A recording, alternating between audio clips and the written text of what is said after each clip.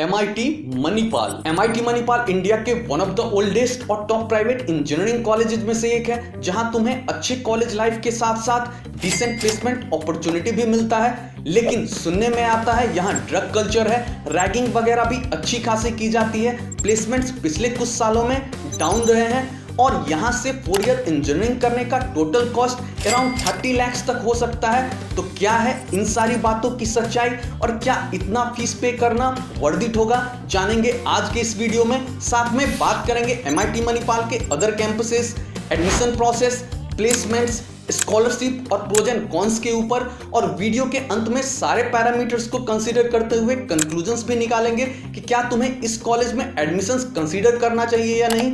तो इस वीडियो को लास्ट तक देखना ताकि कोई भी इंपॉर्टेंट पॉइंट तुमसे मिस ना हो जाए। तो आओ शुरू करते हैं MIT मणिपाल पे बेस्ड अब तक के मोस्ट डिटेल वीडियो को।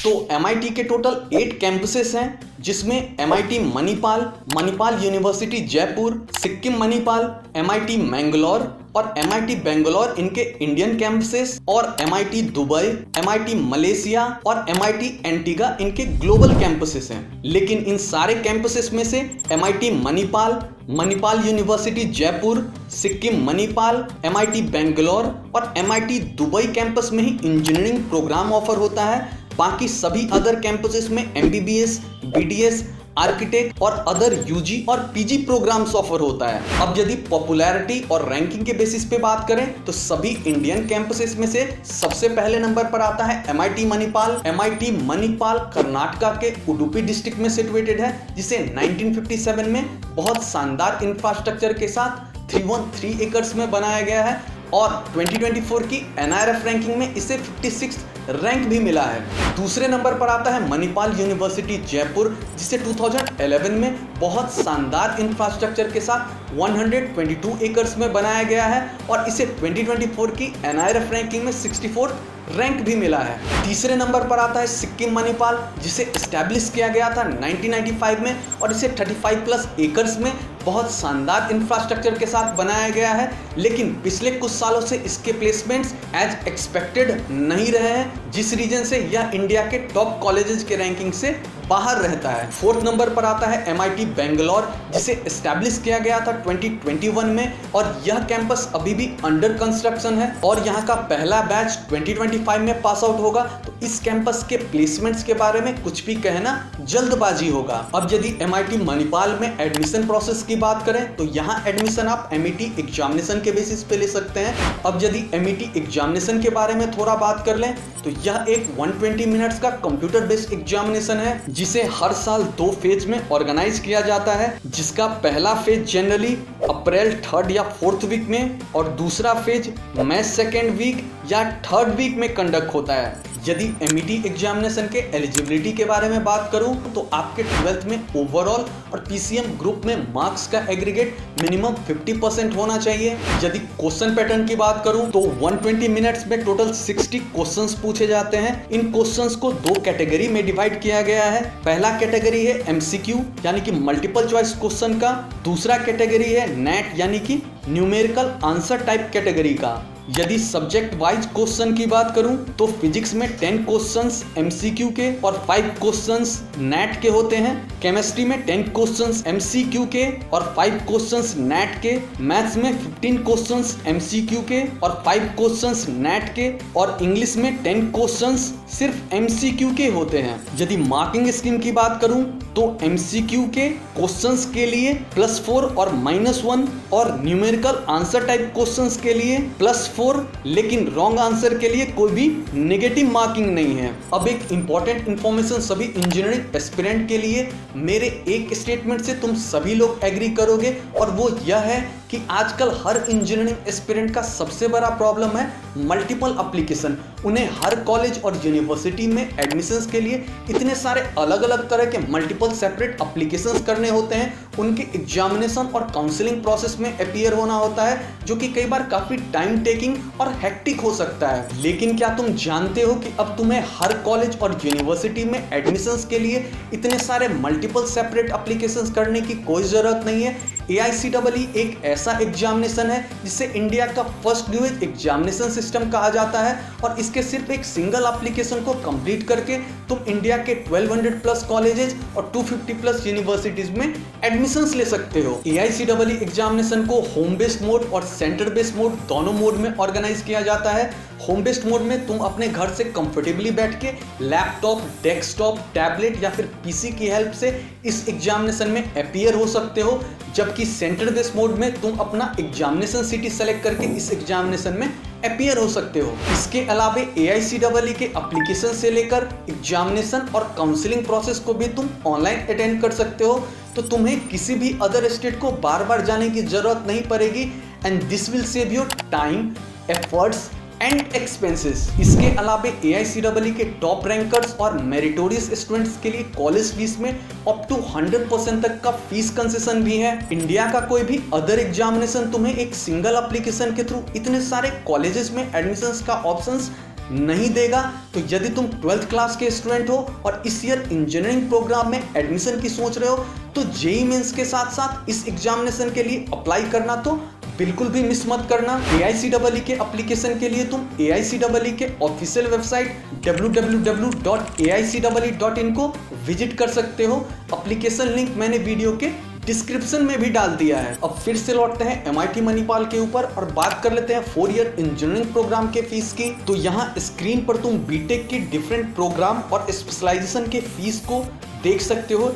यदि इस फीस को समराइज करोगे तो पाओगे कि बीटेक के कंप्यूटर साइंस और इससे रिलेटेड स्पेशलाइजेशन के फीस 20,54,000 से लेकर 22,10,000 के बीच रेंज करता है, और अदर कोर ब्रांचेज जैसे कि सिविल और मैकेनिकल इंजीनियरिंग जैसे ब्रांचेज की फीस 17,06,000 से लेकर 20,54,000 के बीच रेंज करता है। अब यदि हॉस्टल और मेस फीस की भी बात कर लें तो इसे भी तुम स्क्रीन पर देख सकते हो। तो यह डिफरेंट हॉस्टल फैसिलिटी के हिसाब से 1,16,500 से लेकर 1,75,000 के बीच रेंज करता है। तो अब यदि इस हिसाब से तुम 4 ईयर इंजीनियरिंग प्रोग्राम के कंप्लीट फीस को कैलकुलेट करोगे तो यह इंजीनियरिंग के डिफरेंट ब्रांचेस के लिए अराउंड 25 लाख से लेकर 30 लाख के बीच रेंज करता है। याद रखना कि इस फीस के अलावा भी कुछ मिसलेनियस चार्जेस तुमको एक्स्ट्रा पे करना पड़ सकता है। अब फीस की बहुत बात हो गई तो बात कर लेते हैं स्कॉलरशिप या फिर फीस कंसेशन के ऊपर, क्योंकि इतना हाई फीस एक मिडिल क्लास फैमिली तो शायद ही अफोर्ड कर पाए। तो मैं तुम्हें बता दूं कि MIT मणिपाल टोटल 26 तरह के स्कॉलरशिप प्रोग्राम ऑफर करता है, लेकिन इसमें से सिर्फ ये 3 ही इंजीनियरिंग प्रोग्राम के लिए है, और इन स्कॉलरशिप प्रोग्राम्स की भी बहुत अधिक डिटेल्स वेबसाइट पर कहीं भी अवेलेबल नहीं है।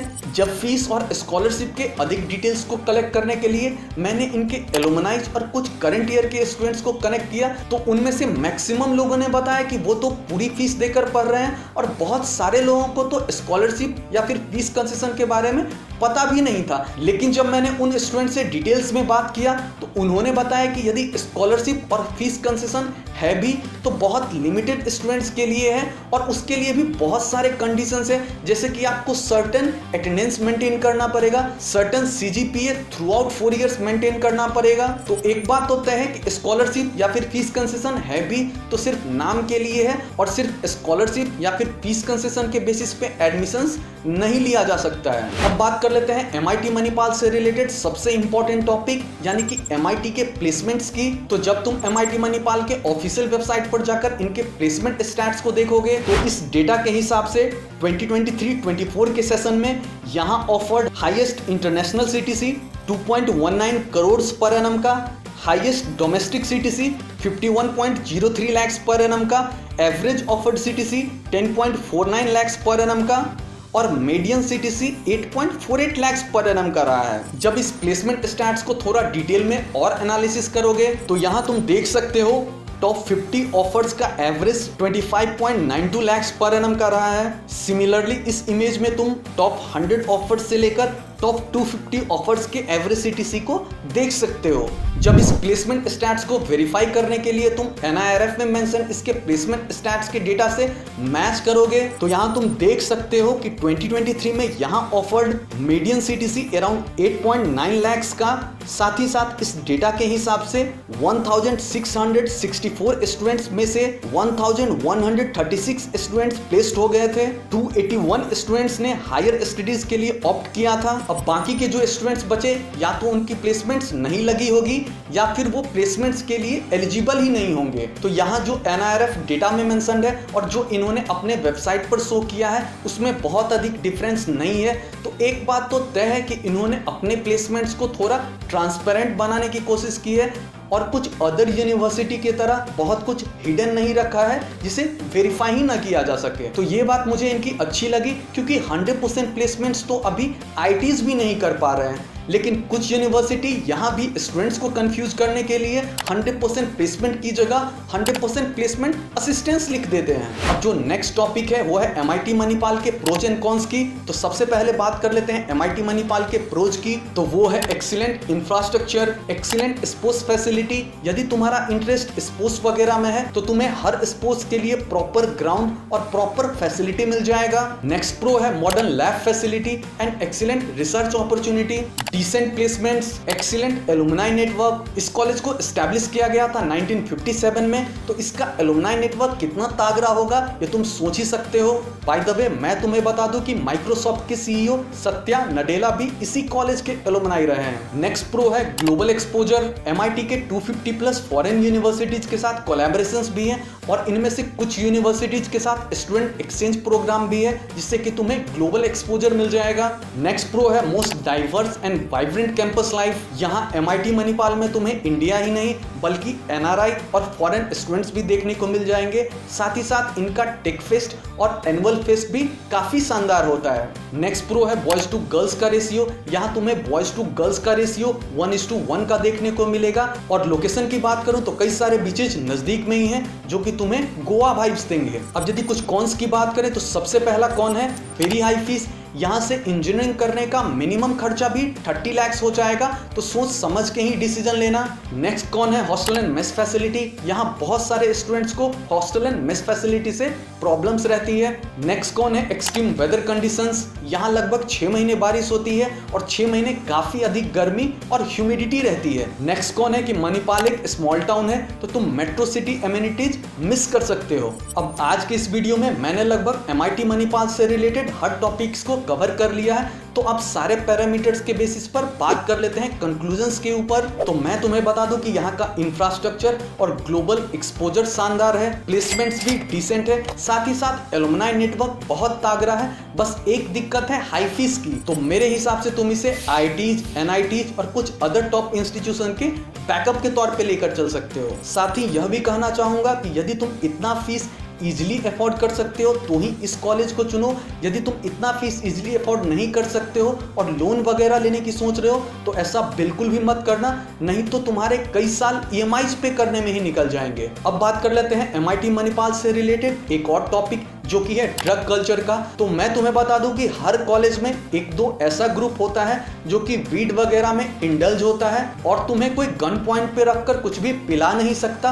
तो ये तुम्हारा फाइनली पर्सनल चॉइस होता है कि तुम्हें क्या करना चाहिए और क्या नहीं। और भाई यदि तुम्हारे पेरेंट्स ने इतना हाई फीस पे करके तुम्हें पढ़ने लिखने के लिए भेजा है तो पढ़ो लिखो, क्या वीड वगैरह के चक्कर में पड़े हो। और एक बात बता देता हूं कि MIT का मैनेजमेंट इस तरह की चीजों को सपोर्ट नहीं करता है और इस तरह के ग्रुप और स्टूडेंट पे स्ट्रॉन्ग एक्शन भी लेता है, लेकिन फिर भी कुछ स्टूडेंट्स बच बचाकर इन चीजों में इंडल्ज हो जाते हैं। तो जैसा कि मैंने इस वीडियो में तुम्हें पहले भी बताया था, AICEE एक मस्ट अप्लाई एग्जामिनेशन है और इसे अप्लाई करने के बहुत सारे एडवांटेजेस हैं। तो AICEE के लास्ट डेट से पहले इसके लिए जरूर अप्लाई कर लेना। अब यदि तुम्हारी MIT मणिपाल से रिलेटेड कोई भी क्वेरी है या फिर तुम मुझे सजेस्ट करना चाहते हो कि नेक्स्ट वीडियो में किस टॉपिक पर बनाऊं, तो इस वीडियो के नीचे कमेंट कर देना, मैं तुम्हें वहां रिप्लाई कर दूंगा। या फिर तुम मुझसे WhatsApp या फिर Instagram के थ्रू कनेक्ट कर सकते हो। Instagram पर मेरे 2 IDs हैं, दोनों को फॉलो कर लेना, क्योंकि कई बार क्या होता है बहुत सारे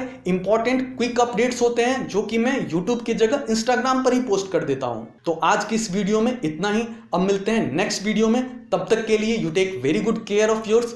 थैंक यू फॉर वॉचिंग।